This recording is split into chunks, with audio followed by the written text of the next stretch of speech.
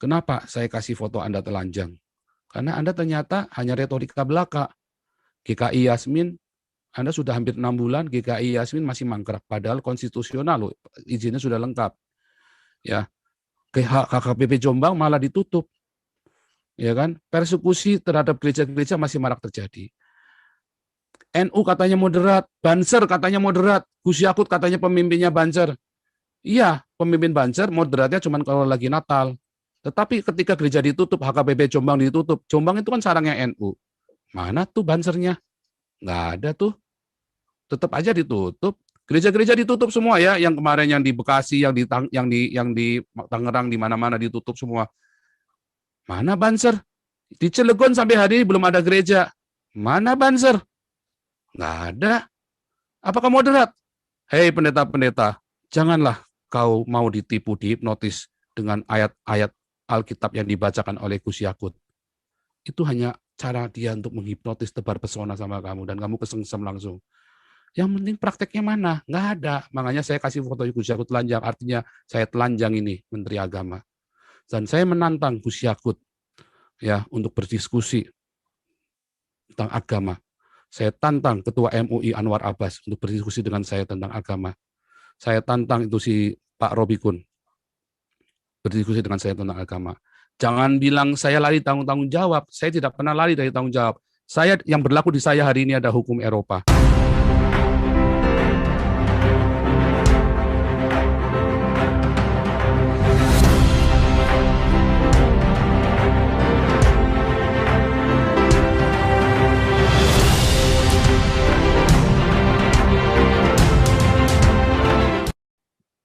Apa tadi ya?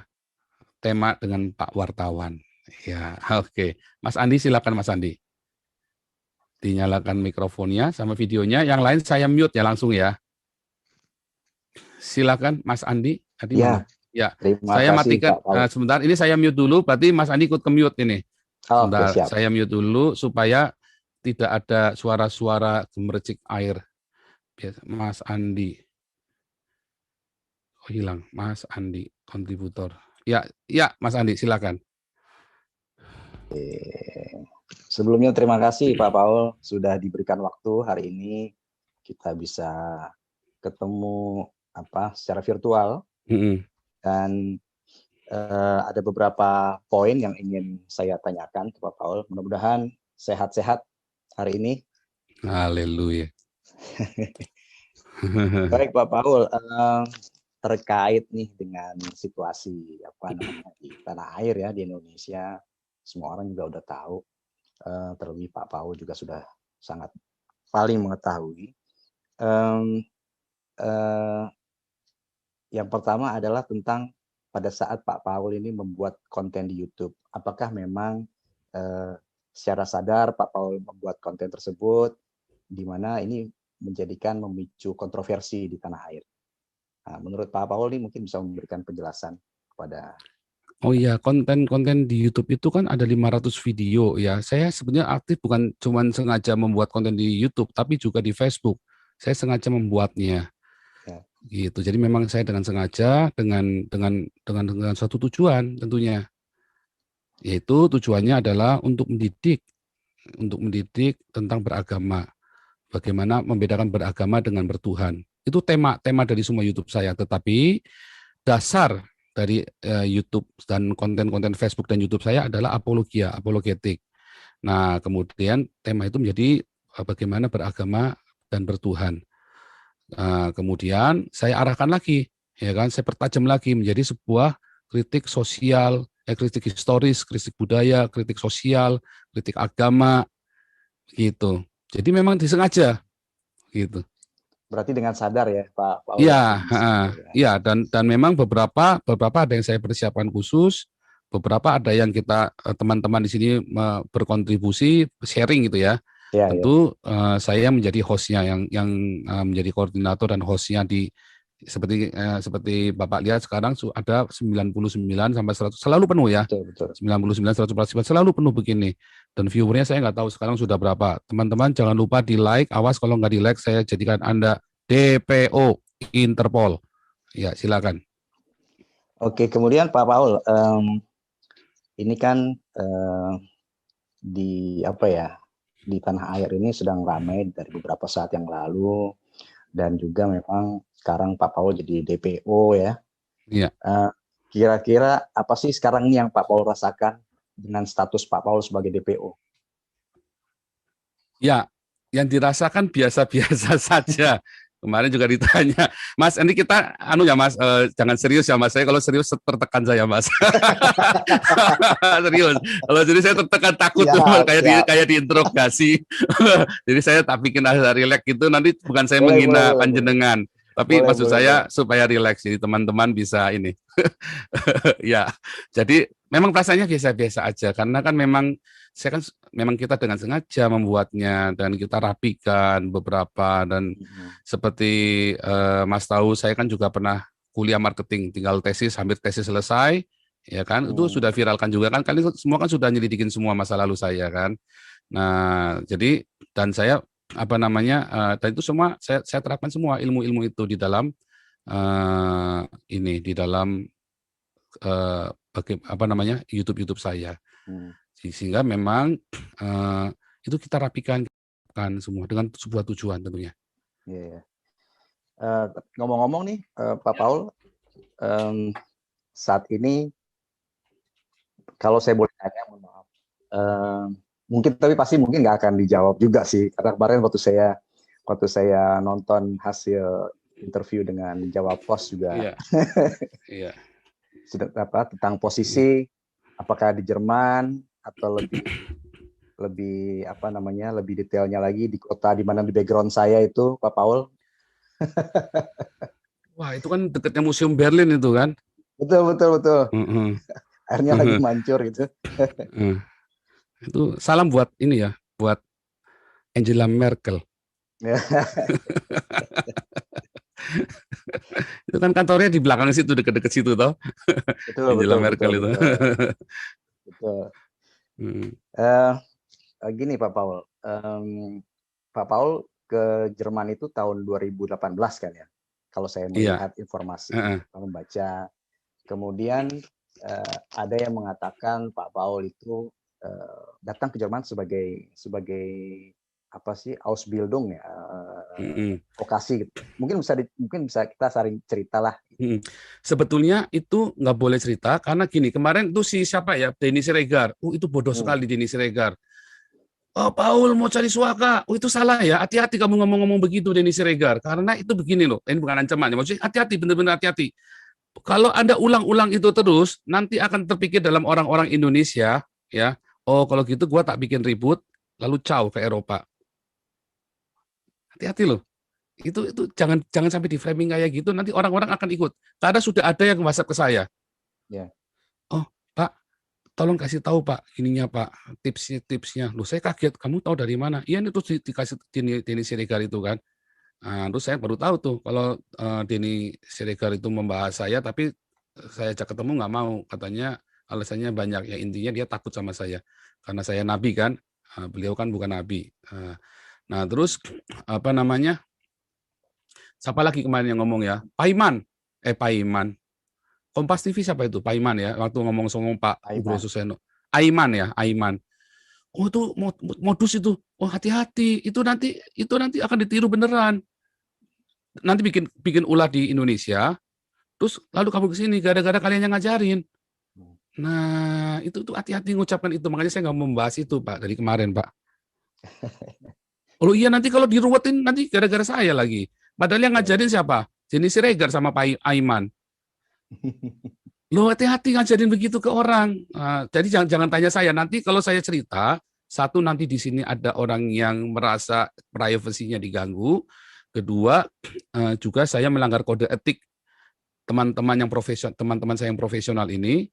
Yang ketiga, nanti akan terjadi wabah itu supaya bisa dapat perlindungan. Oh, hati-hati. Jadi jangan di stop pembicaraan ke situ, Pak. Saya tidak mau. Gitu. Pak, ini terkait dengan status kewarganegaraan Bapak. Kan saya sempat konfirmasi dengan KBRI ya di Jerman. Dan saya sempat juga memberitakan dari Jerman bahwa memang status kewarganegaraan Bapak ini sebetulnya masih WNI karena paspor Bapak itu paspor WNI Bapak masih berlaku. Dan tapi memang belum ada pengembalian paspor dari pihak imigrasi Jerman, Ausländerbehörde, ya, dan juga belum ada konfirmasi surat dari pihak keimigrasian Jerman, sehingga memang ini belum bisa dipastikan juga bahwa Bapak kewarganegaraannya telah berpindah gitu. Sejauh ini Pak Paul mungkin bisa cerita ke saya. Ya, Eropa itu mengizinkan double kewarganegaraan, jadi tidak harus mengembalikan paspor, Pak. Nah, tapi saya secara lisan kan saya sudah bilang bolak-balik, saya sudah melepaskan kewarganegaraan saya, begitu Pak. Hanya kan kalau saya ke sana-sana, saya lagi dicari ke sana-sana, nanti ditangkap kan wilayah hukum. Saya masuk mobil duta besar aja kan nggak boleh, Pak, langsung ditangkap saya, Pak. Kalau masuk mobil duta besar itu berarti wilayah hukum Indonesia, toh. Iya. Makanya saya nggak boleh ke sana pokoknya. Oke. Berarti Bapak masih berada di wilayah Eropa ya Pak, Uni Eropa ya Pak ya? Iya, pokoknya di Eropa membolehkan double kewarganegaraan. Jadi tidak harus selalu mengembalikan paspor itu. Itu. Kalau Indonesia kan nggak boleh. Jadi teorinya Indonesia jangan terus diterapkan ke Eropa, nggak bisa dong.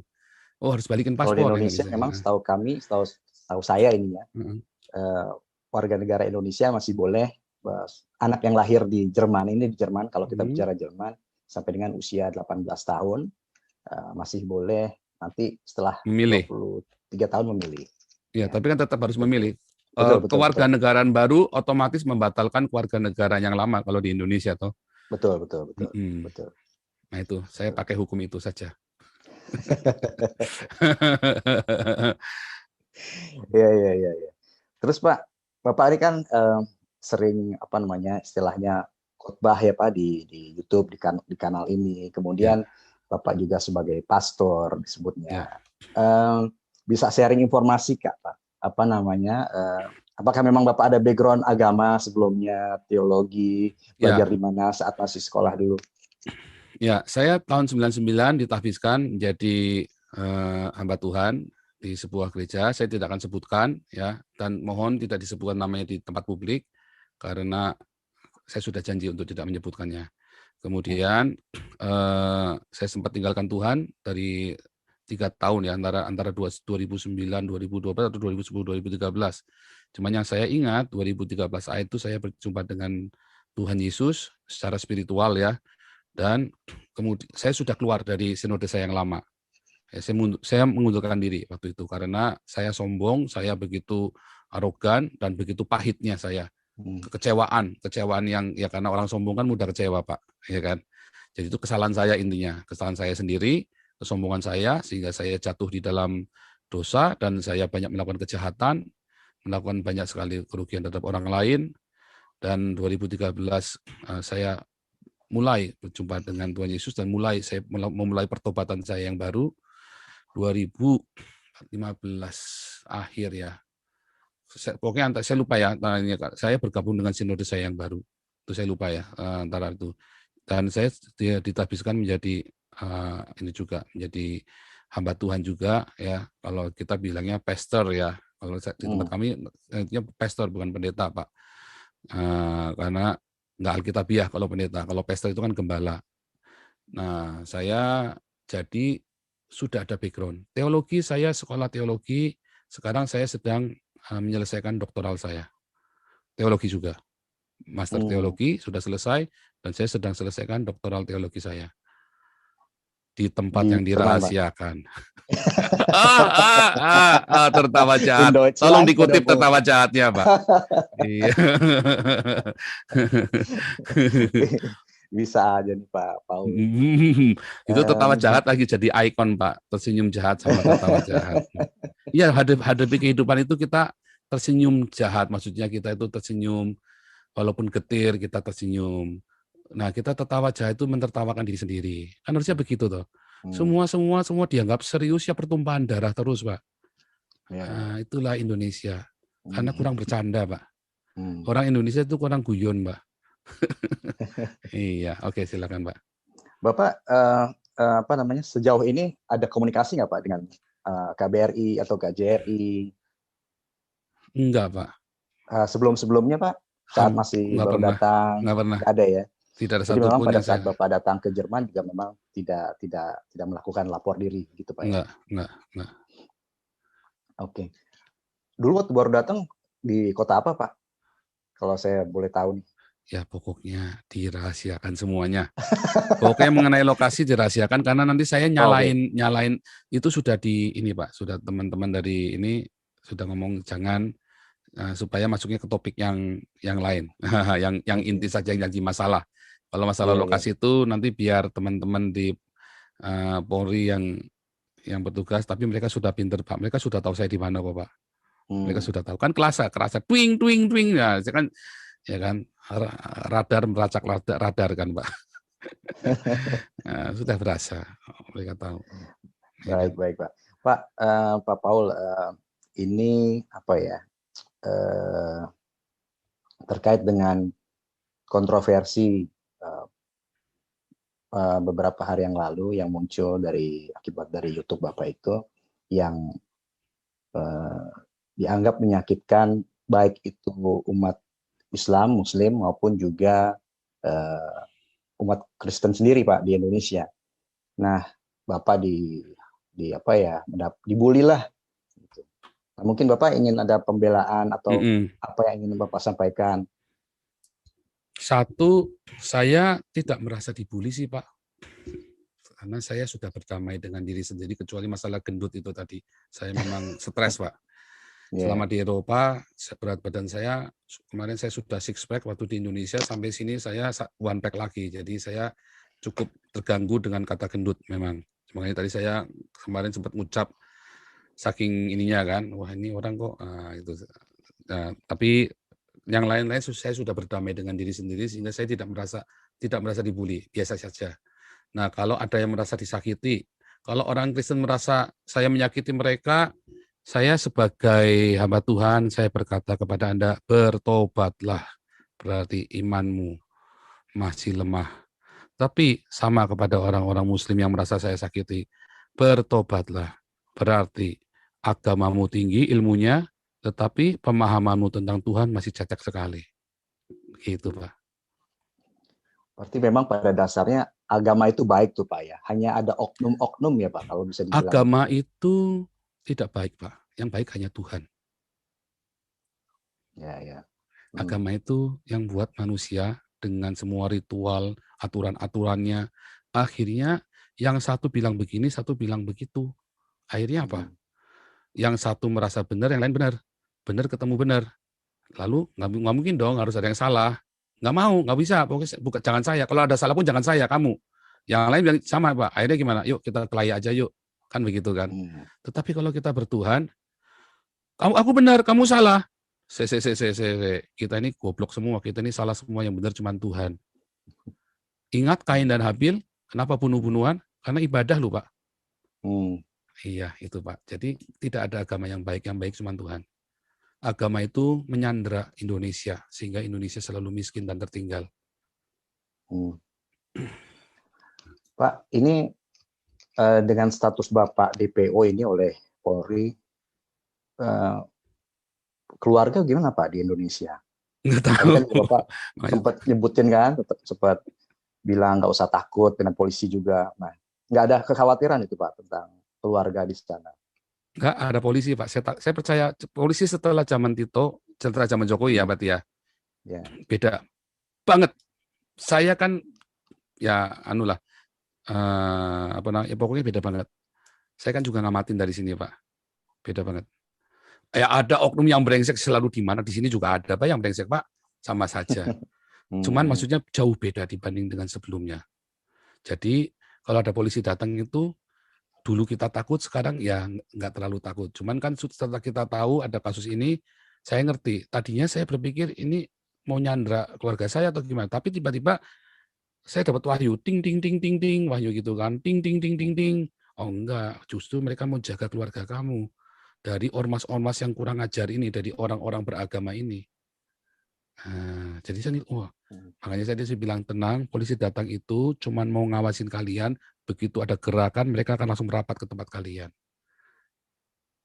Itu, Tapi Pak. memang nggak ada komunikasi ya Pak dengan keluarga sama sekali ya Pak? Wah, saya udah tahun berapa itu Pak nggak komunikasi dengan keluarga saya Pak. Apalagi Nggak ada. aktivitas saya kan berbahaya Pak sejak 2016 terutama ya, mulai tensinya mulai naik kan. 2017 itu saya udah mulai putus kontak dengan banyak orang Pak. Udah saya satu-satu udah saya nggak kontakin lagi.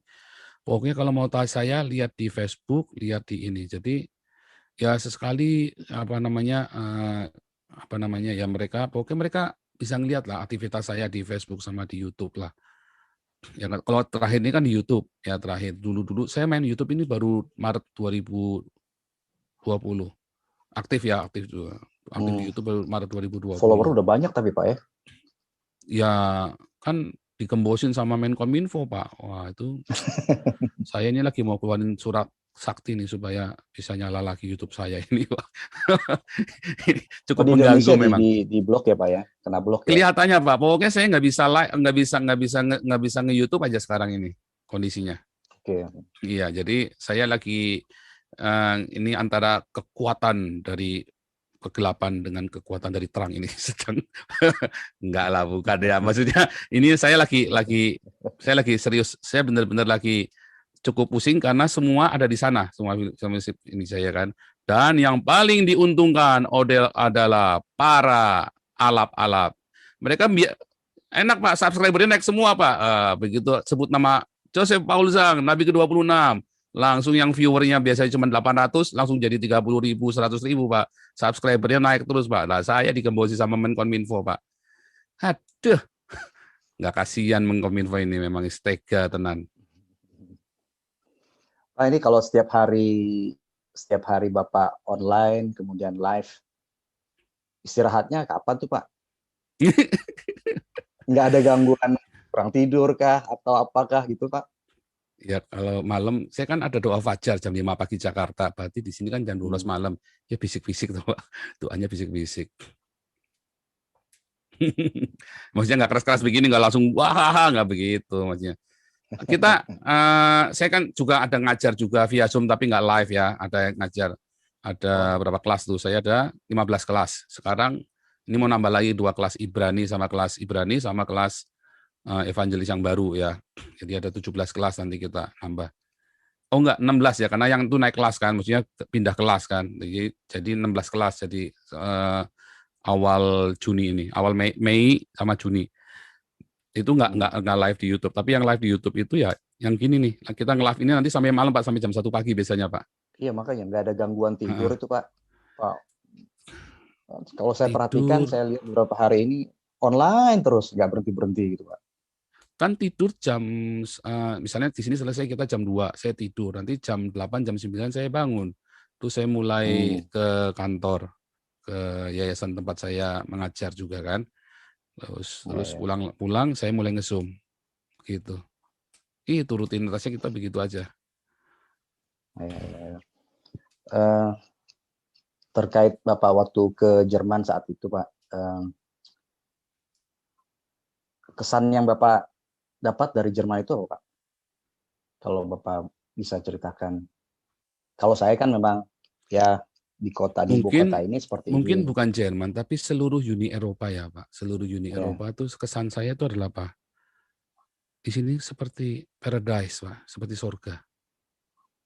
Saya belum mati aja udah berasa surga di sini Pak. Poinnya di mana Pak?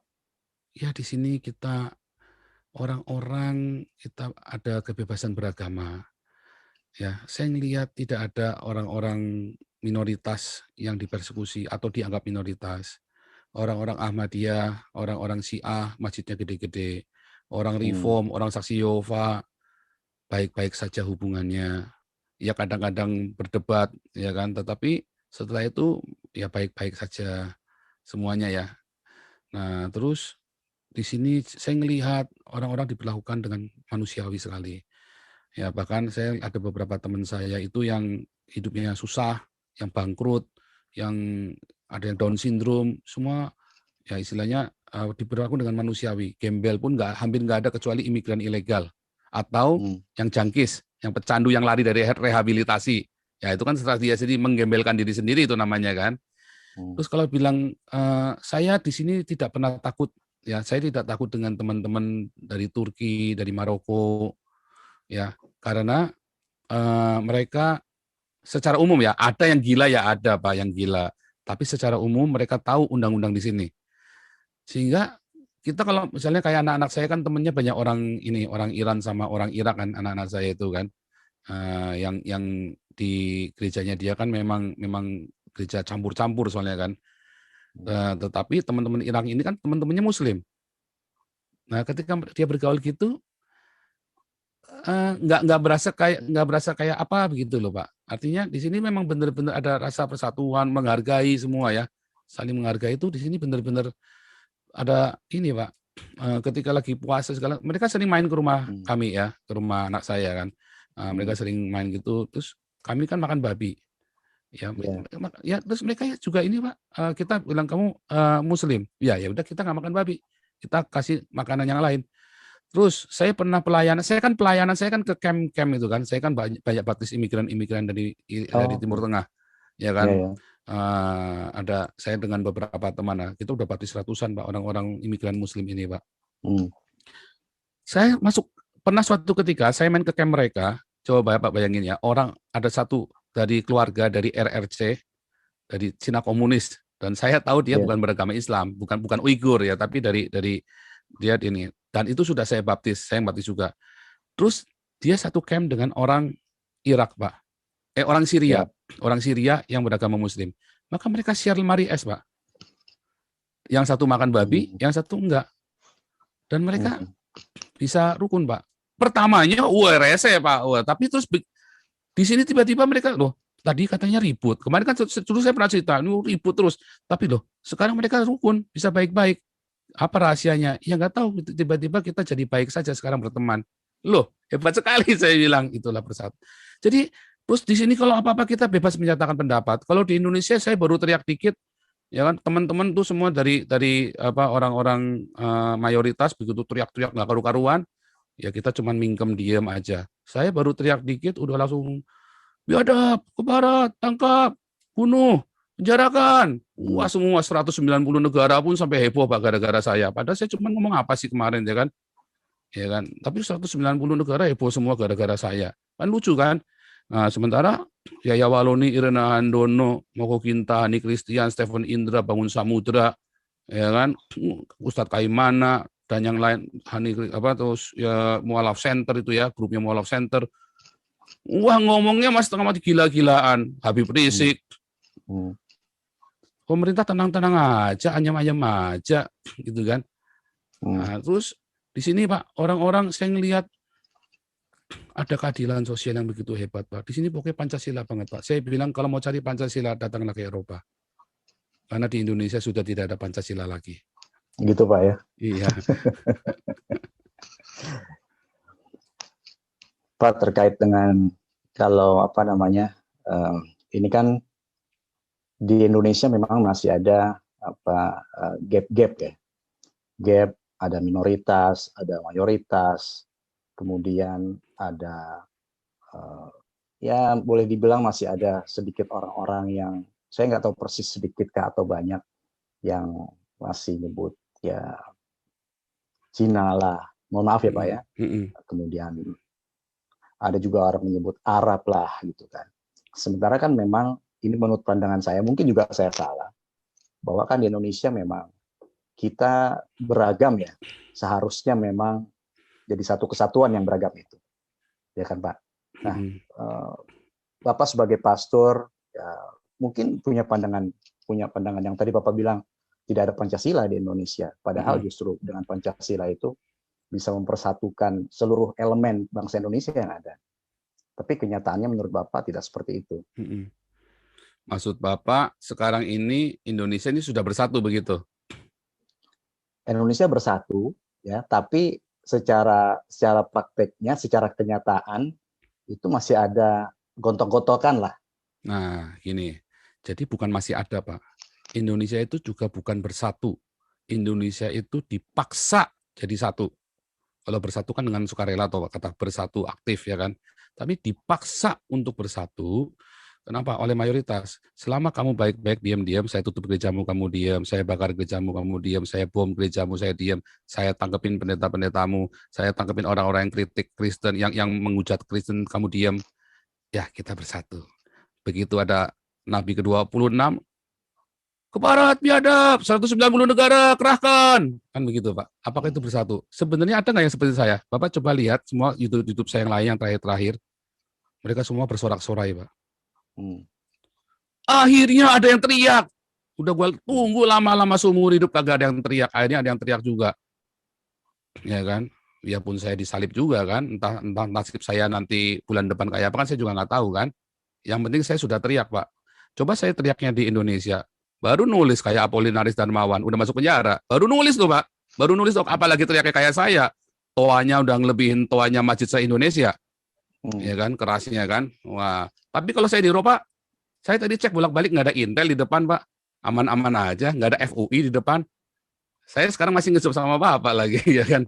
Masih enak-enakan begini, kita rukun-rukun aja. Bapak sama saya di sini bisa rukun ya, Pak. Kalau di Indonesia belum tentu bisa rukun loh, Pak. Di sini kita bisa rukun, heran saya. Saya dengan siapa saja di sini bisa rukun semua, Pak. Heran, Pak. Ya. Karena nggak tahu kenapa, karena ada kebebasan berpikir, kebebasan berbicara. Yang tidak boleh di sini adalah membunuh dan mengancam orang seperti kemarin yang di TV One Pak Nasrullah apa siapa. Kalau si Pak itu Nabi ke-26 ada di sini, gua cungkil itu matanya. Ah, di sini nggak boleh tuh Pak ngomong begitu tuh Pak. Ya kan, terus ada yang bilang si siapa itu novel, siapa itu yang FPI itu yang 212. Paul itu kalau di dalam Islam harus dibunuh. Nah, di sini nggak boleh tuh Pak. Itu hate speech di sini tuh. Kalau saya hate speech nggak? Enggak. Lalu kalau ditanya hate speech-nya saya di mana? Nggak ada. Yang membuat hate speech, oh tapi kan terjadi kebencian. Loh, yang menimbulkan kebencian bukan saya, tapi Metro TV, TV One, sama Kompas TV yang mempublikasikan siaran saya tanpa izin dan mengutip-ngutip tanpa izin dan cuma sepotong pula. Coba kalau Bapak lihat punya Jawa Pos, lihat komentarnya di bawahnya. Wih, indah sekali, Pak. Semua komentar di Jawa Pos videonya itu indah semua, Pak. Karena dia tampilkan dengan lengkap.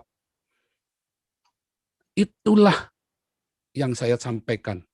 Kalau yang ditampilkan oleh Metro TV, Kompas TV, dan lain-lain, Metro TV, Kompas TV, Berita Satu lagi Tribun, YouTube itu ya, YouTube-nya Tribun, itu hate speech, Pak. Jadi siapa yang membuat hate speech? Wartawan, Pak. Bukan saya. Jawa Pos, Bapak lihat bawahnya. Wih, indah semua, Pak, komentarnya, Pak. 1-2 ada yang kurang ajar memang. Tapi yang lain semua, akhirnya ada yang berani bersuara. Akhirnya komentarnya bagus-bagus. Bapak coba lihat komentar-komentar dari kemarin di sini. Cuma satu aja yang ketakutan tahun 98 terjadi. Yang lain semua, Pak, kita butuh orang-orang seperti Bapak lebih banyak lagi. Oh, ayo, bagaimana? Apa itu hate speech? Bukan, Pak. Tetapi wartawan yang membuat jadi hate speech. Jadi kalau nanti Indonesia terjadi kerusuhan, itu bukan karena Nabi ke-26, tetapi karena wartawan. Kalau sampai ada kerusuhan gara-gara omongan saya kemarin. Karena kalau wartawan tidak memviralkan, atau wartawan mengutipnya seperti Jawa Pos, saya jamin, ketokan kepala saya, Pak, nggak akan ada kerusuhan. Justru akan bersatu, Pak. Wah, sadar, wah ternyata selama ini minoritas tidak pernah dikasih suara. Baru ada yang ngasih suara nih, sekarang nih si Nabi ke-26. Kan begitu, Pak. Ya, makanya Pak, kemarin kita email-emailan, iya. Saya pengen langsung nih melalui Zoom dengan Bapak. Tapi ya seperti yang sudah saya sampaikan di email sebelumnya, ya, saya koordinasi dengan redaksi, sayangnya belum bisa disiarkan secara live. Tapi artinya ini semua apa yang kita bicarakan hari ini akan saya sampaikan semua ke redaksi dan saya rekam di sini. Itu sesuai dengan izin yang sudah Bapak sampaikan ke saya per email, Pak. Pak Paul, ini terkait ancaman-ancaman. Saya kan juga baca di YouTube-nya Bapak ada ancaman-ancaman. Sejauh mana sih Pak ancaman itu menurut mengganggu pikiran Bapak nggak, mengganggu keluarga misalnya? Tentunya ini mungkin saya salah, mohon maaf. Pasti kan ada rasa khawatir atau apa. Dan kemudian apakah memang pihak keamanan Jerman juga merespon hal ini untuk melindungi Bapak? Kalau saya, apa yang saya bicarakan di sini, apa yang saya katakan dilindungi oleh Undang-Undang Uni Eropa, bahkan International Human Rights, Pak. Jadi saya sendiri aman dan keluarga saya kan ada Polri, Pak. Keluarga saya juga aman, Pak. Kan saya sudah bilang setelah zaman Pak Tito, Pak Jokowi ini dan jauh banget. Oh ya, saya mau klarifikasi dulu Pak sebelum Bapak tanya nih. Saya mau klarifikasi ya Pak. Satu ya, itu siapa itu kemarin yang ngomong itu si MUI ya. Si ketua MUI ya Anwar Abbas ya Pak Anwar Abbas itu. Dia ngomong bahwa si ini Joseph Paulusa mengatakan Kapolrinya Kristen sehingga tidak mungkin ditangkap. Itu fitnah Pak. Itu fitnah terhadap saya Pak. Karena saya tidak pernah ngomong seperti itu. Di video saya hari Minggu kemarin yang judulnya Siapakah Aku? Ya, judul hari Minggu kemarin. Minggu kemarin yang judulnya Siapakah Aku? Saya tidak pernah sekalipun ngomong seperti itu. Ya, yang saya bilang adalah wah, ini Kapolrinya soalnya Kristen. Dan di video-video di hari-hari selanjutnya saya bilang, ini Kristen justru mengerikan saya. Itu yang membuat saya takut. Karena kalau Bapak lihat ya, orang-orang Kristen yang berdedikasi itu mengerikan loh Pak. Dia tidak pandang sesama Kristen begitu, wah sama-sama Kristen, kamu dianggap melanggar hukum. Oh dikejar benar Pak. Tekadnya malah berdobel-dobel Pak. Itu yang membuat saya ngeri. Saya tidak tahu seberapa cerobohnya saya. Ya toh? Sekarang saya masih bisa nge-zoom begini. Tapi kan saya nggak tahu seberapa cerobohnya saya dan seberapa cerdiknya tim ini, Pak. Mereka sudah tahu kok saya ada di mana kok sekarang ini. Sekarang ini apalagi sudah tahulah itu mereka sekolahnya juga tinggi, Pak. Ya kan? Juga mereka pengalamannya juga dan mereka rame-rame begitu. Nggak mungkin lah nggak tahu saya di mana. Mereka hanya mencari bukti dan kepastian supaya tidak melanggar hukum Uni Eropa. Yang sekarang mereka butuhkan adalah pelindungan hukum, mereka bertindak di sini. Dan itu makanya saya tidak boleh ngomong salah Pak di sini Pak. Itu. Terus kedua saya mau komplain. Katanya saya menantang Polri. Oh saya tidak pernah menantang Polri. Saya menantang umat Islam yang bisa melaporkan saya. Kenapa? Saya sudah diancam bolak-balik Pak. Dari 2015, 2016, 2017, saya diancam bolak-balik orang mau dibunuh sama orang Islam Pak. Mereka ngomong lebih kejam dari saya cuma ngatain sedikit saja, bunuh halal, saya print semua Pak, itu perkataan-perkataan saya print semua diancam. Bahkan Haikal Hasan sudah nyampe ke rumah saya, 2018. Kan dia ngaku sendiri kan, dulu saya ngomong di sini, teman-teman nggak ada yang percaya. Sekarang Anda lihat sendiri, Haikal Hasan yang ngakuin kan, 2018 sudah nyampe rumah saya. Nah, akhirnya saya bilang, kenapa nggak ada yang laporin ke polisi? Ya karena saya sudah di sini, nggak bisa dilaporin kan, makanya saya bilang, loh tiba-tiba bisa ada yang laporin PSI. Oh iya, karena dia punya akses. Kalau enggak, perkataan saya bukan hate speech, kecuali wartawan membuatnya jadi hate speech. Jadilah saya penistaan agama, tapi aslinya kan bukan. Aslinya saya adalah apologia dan suara kritik kenabian. Boleh nggak? Boleh. Karena saya tidak pernah membenci orang Islam. Saya selalu menghimbau, kasih makan orang Islam. Kasih makan mereka. Kalau gereja tidak kasih makan mereka, nanti mereka dikasih makan sama Habib Rizik. Mereka bikin ulah. Dihasut, Pak. Orang yang lapar akan mudah dihasut. Perut yang kenyang tidak mudah dihasut. Saya suruh teman-teman, ayo kasih makan. Saya di sini. Tinggalkan gereja yang pakai jam Rolex, tinggalkan gereja yang pakai mobil Alphard, yang pendetanya kaya-kaya, yang pendetanya hedonisme. Tinggalkan yang gereja-gereja yang tidak melakukan diakonia dan marturia. Pergilah ke gereja-gereja yang diakonia marturia dan bagikan makanan itu kepada semua orang tanpa bawa embel-embel atribut gereja. Setiap hari saya ngomong ini, tidak ada satu pun yang dikutip sama wartawan, Pak. Cuman jawab apa saja. Yang lain nggak ada yang ngutip. Kan gila, Pak. Itulah hate speech, Pak. Dan kemudian terjadilah yang seperti ini. Ya itulah terjadi, Pak. Nah, makanya kutiplah Indonesia ini belajarlah mendengar seperti Shrek. Ya, saya kasih gambarnya Shrek kan kemarin kan, kupingnya panjang. Dengar yang benar, baru ngomong belakangan. Orang beragama itu taunya dikit, ya, ngertinya apa taunya dikit, tapi merasa lebih tahu dari Tuhan. Iya kan? Loh, cuma tahu cuma sepotong. Dia nggak tahu apakah saya membenci orang Islam. Enggak, saya suruh kasih makan orang Islam. Saya kasih makan. Kenapa? Kalau nggak dikasih makan, mereka dikasih makan sama Habib Rizik, disuruh bikin aneh-aneh nanti, disuruh bikin khilafah segala macam. Nah, ketika saya mau kasih. Jadi saya tidak pernah menantang Polri. Saya menantang umat Islam yang bisa ngelaporin saya. Dan saya tidak melakukan penistaan agama dan tidak melakukan penghujatan. Kalau si Husin Alwi Syihab itu bisa melaporkan saya, justru ketahuan bahwa dialah kadrun yang sesungguhnya, dialah agen khilafah, antek khilafah, ya kan? Karena dia berusaha mengacaukan, dia sengaja, itu pancingan. Saya kan cuma kasih pancingan doang, kasih klik, kasih bait. Mereka makan umpannya kan, Sekarang kan kelihatan kebongkar semua. Mulai kelihatan tuh makan umpan saya. Terus kemudian teman-teman banyak memotong satu bagian saja tanpa investigasi. Sudah saya komplain tadi. Makanya saya minta hak jawab. Kemudian tadi ya, pers membuat kekacauan di Indonesia, bukan saya. Jadi yang melakukan kekacauan adalah pers, bukan saya. Kecuali Jawa Pos dan Detik. Mereka berimbang sekali. Mereka benar-benar tanya ke saya dulu, terus mereka juga ngambil dari Jawa Pos. Tetapi yang lain-lain, mereka lah yang harus dituntut sebagai head speech dan pembuat kekacauan karena mengutip hanya sebagian. Setelah seminggu baru ada baru nih TV One, baru hari ini TV One tadi ya, nanti baru tayang hari Senin jam 9 dengan TV One. Baru Bapak baru masuk. Itulah yang namanya head speech, Pak. Bukan saya, Pak, tapi kalian semua yang head speech. Kemudian tadi satu lagi,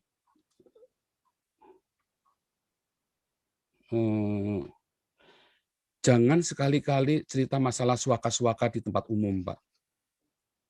Sebabnya itu orang-orang itu kacau sekali. Ya nanti semua orang akan mengcopy cara itu dan melakukannya di Indonesia lalu dia kabur.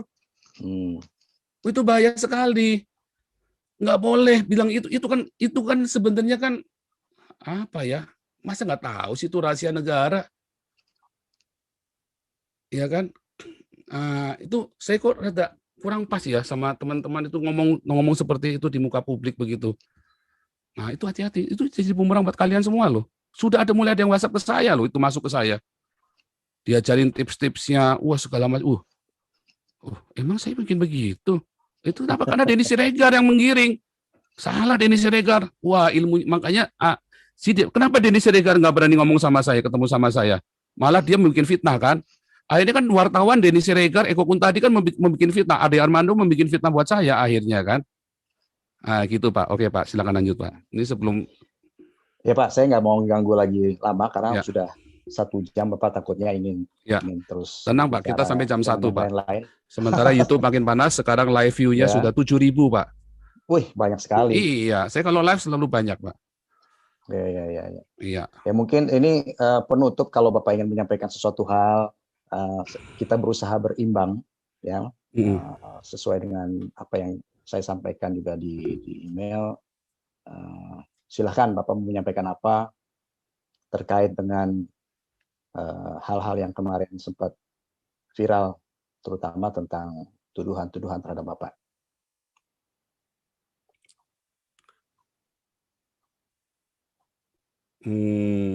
Jadi begini, Indonesia harusnya belajar mendengar, bukan dari tempat-tempat hoax. Belajar kalau apa-apa itu tanya ke orangnya. Saya setiap hari nge-zoom di sini, ya belajar tanya. Ketika ada orang yang aneh, yang berbeda dengan Anda, jangan langsung dibilang penistaan atau dimusuhi. Bukankah Bhinneka Tunggal Ika itu artinya kita biasa dengan berbeda-beda tetapi bisa satu. Tetapi kalau ini kan namanya Anda memaksa kita untuk tidak berbeda supaya bisa bersatu. Tangkaplah pesan dari suara kenabian saya. Tangkaplah pesan ini, suara kenabian ini. Tangkap.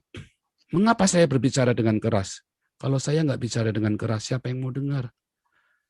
Lagi pula, siapa yang membuat saya, yang memberi saya 1 juta toa sekarang? Kan wartawan. Kalian semua yang ngasih saya toa kan. Coba kalau kalian nggak ngapa-ngapain saya, ya udah nggak didengar juga toh.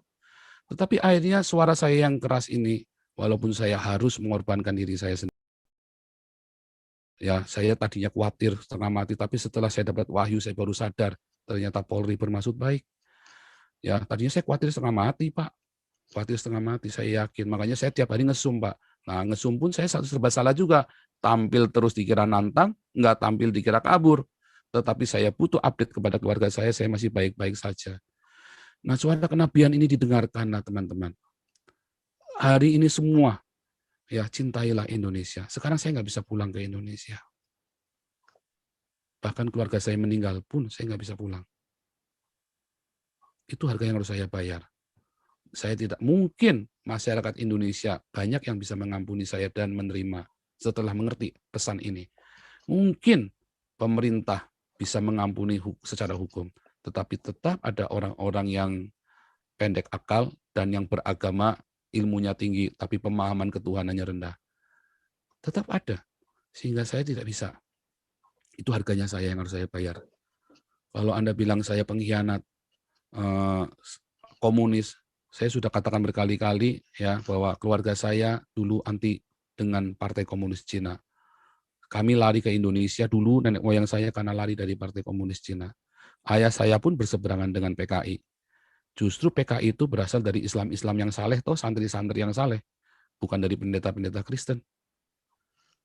Jadi saya kira itulah Pak yang harus dimengerti Indonesia, belajar berbineka yang benar.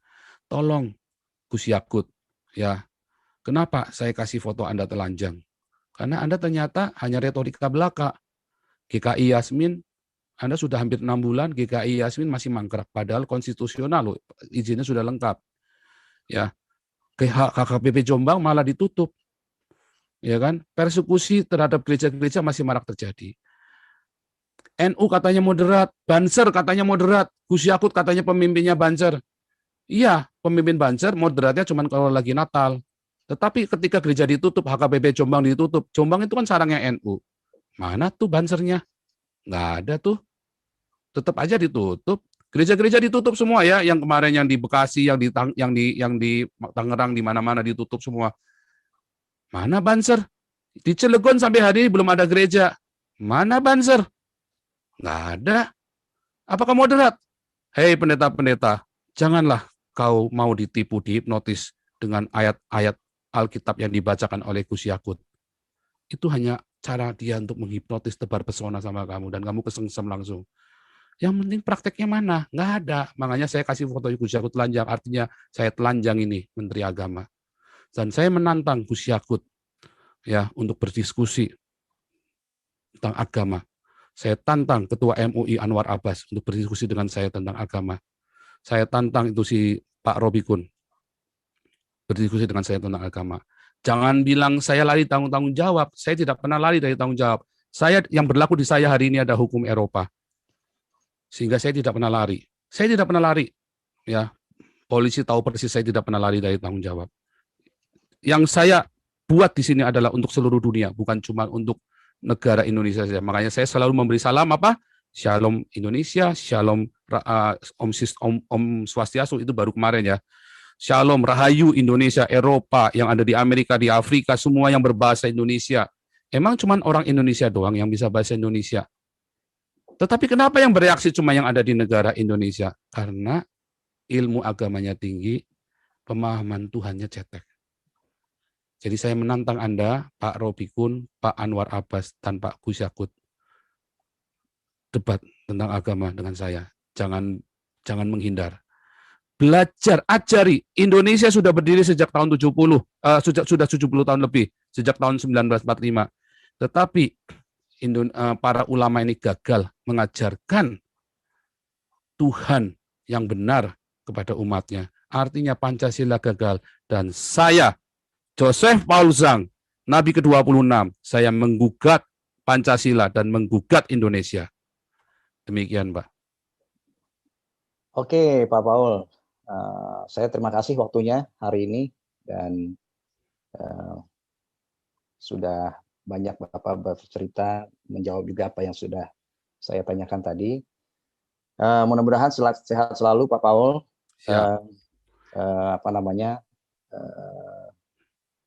Keluarga juga sehat dan bisa tidur dengan pulas, Pak.